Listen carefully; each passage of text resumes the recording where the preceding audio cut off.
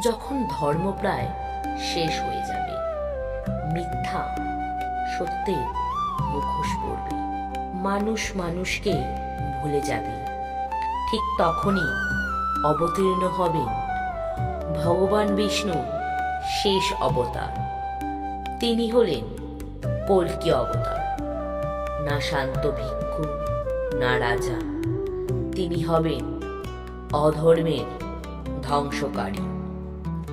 কল্কি অবতার আসবেন কলিযুগের একেবারে শেষে, যখন অন্যায় হবে ন্যায়, লোভ হবে ধর্ম, শক্তিশালী দুর্বলকে গ্রাস করবে। শাস্ত্রে বলা আছে, তিনি জন্ম নেবেন সম্বল গ্রামে, এক ধার্মিক ব্রাহ্মণ পরিবারে। কল্কি অবতার আসবেন এক শুভ্র ঘোড়ায় চড়ে, হাতে থাকবে জ্বলন্ত ঐশ্বরিক তরবারি। তার এক আঘাতে ধ্বংস হবে অধর্ম, শেষ হবে মিথ্যা রাজত্ব। কোনো করুণা নয়, কোনো আপোষ নয়, শুধু ন্যায়ের প্রতিষ্ঠা।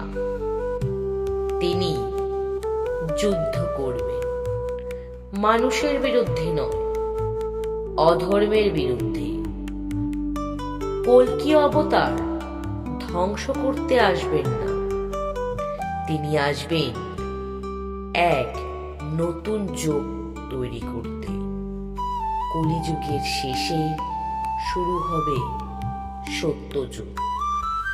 পৃথিবী আবার ফিরে পাবে শান্তি, সত্য আর ধর্ম। এইভাবেই পূর্ণ হবে ভগবান বিষ্ণু 10 অবতারের চক্র। এরপর শুরু হবে এক নতুন পৃথিবী। এরকম আরো অজানা কথা জানতে হলে রহস্যপীঠ লিখে সাবস্ক্রাইব করুন আর রহস্যপীঠের সাথেই থাকুন।